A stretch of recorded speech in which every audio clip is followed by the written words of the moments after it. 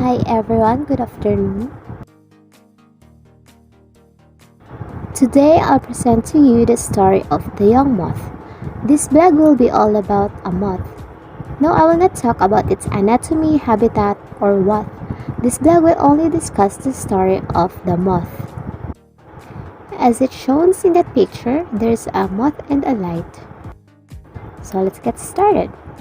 Once there was a moth who was fond of the light. It would always go to bright places that attracted him. Sumuro kita gid sa bata pa kanang ma-curious sa tanan butang bitaw. One night, it was with its mom. They came across a candlelight.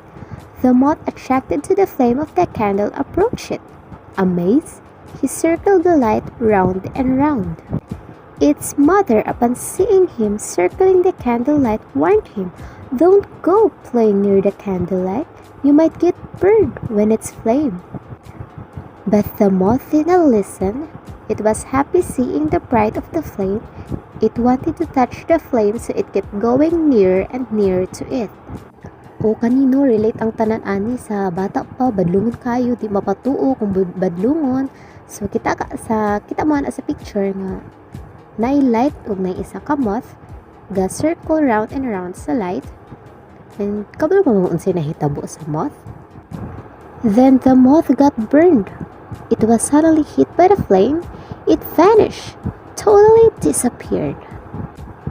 Mao na no kung sa kabadlungon nato, relate kita tanaan ni sa kabadlungon nato pila na ta ka badlungan di kita patuo hangtod sa mga samad ta minisi nato sa una bata pa ta mga badlungon kaayo.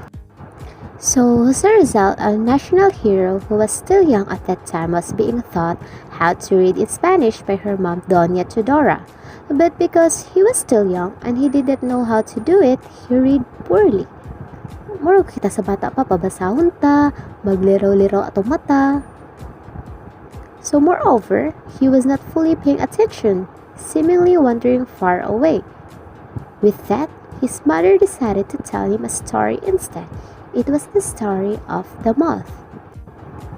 The reason his mom told the story to Jose was to make him realize that it is important to listen, obey, and follow what is being told by the parents. That's true. So, dapat kita gitanan maminaw sa atong parents kay because they were the ones who know what is right and what is wrong. They know what is good and bad for us, so we needed their guidance. After all, it is them who know what's really best for us. Kay sila gid atong parents, so they know what's best for us, diba? So when Jose grew up already, he would again remember the story. He thanked his mother for telling such a nice story, and he would later associate himself with the moth. He compared the moth with himself. It was a different thing though. He was not like the moth that disobeyed his mother. Rather, he associated himself with the moth who was fond of the light. He ultimately wanted to reach and touch the light like the moth, the light of which he compared to wisdom. Although his mother warned him of the possibilities of him dying, he was still attracted to the light. He wanted to seek wisdom. He wanted to be enlightened. And so what happened? Like the moth, he died. Result at his time when the Philippines was still a colony of the Spain, sought for reforms and change for the good of his countrymen, he would be later enlightened and he would fight for these injustices in our native land.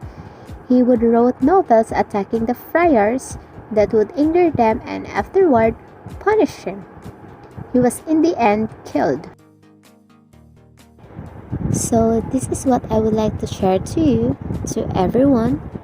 We, like Jose and the moth, are attracted to the light.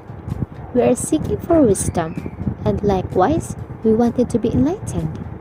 But as we move closer to the light of wisdom, we become much more prone to dangers of life. Others will not agree, others would condemn us, but what is more fulfilling than to seek the truth for the common good of all? We, therefore, shall not be afraid of dying, only those with courage and wisdom die happy and contented. Thank you for listening. Ciao.